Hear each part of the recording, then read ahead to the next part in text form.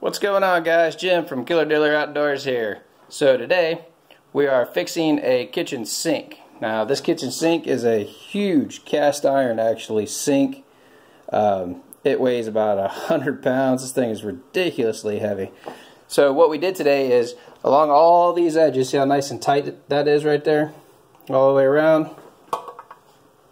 What we had to do was, this sink was actually leaking water out the back and the left hand side there due to the fact that the person that put it in originally didn't have it up high enough, so there was about a 1/4 inch gap along the left side.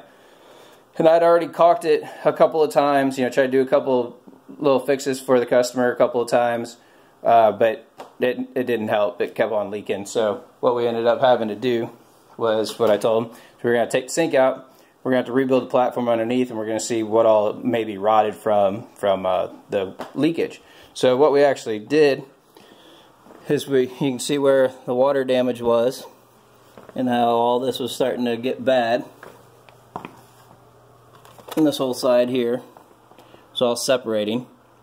The dowels, come out here a little bit, the dowels actually broke off. That's so wet that you can actually squeeze it and get some water out of it still.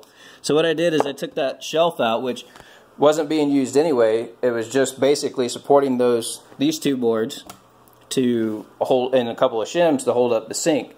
So like I said, with it getting wet, one of the dowels was actually broke, so that thing was starting to slowly settle a little bit more on the left hand side. So what I did, came in and cut all that out, so this way we didn't have any more wet wood in there.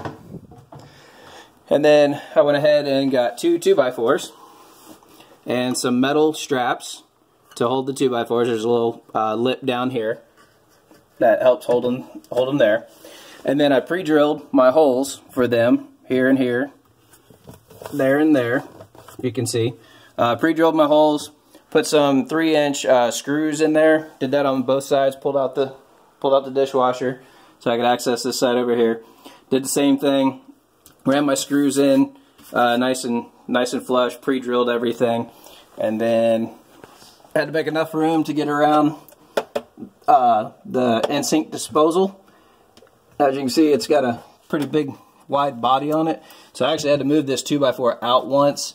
And so when I rip this face piece right here that the doors line on, it's going to only be 1.5 inches instead of 3 inches, because before it was a full shelf all the way across. But like I said, it was rotted and had a lot of water in there, so we had to take it out. So the next alternative was using the 2x4, so we had plenty of strength for this situation. And as you can see right here, where my finger is, how it's dark right there, that's where the water kept settling to. So I'm hoping this doesn't delam.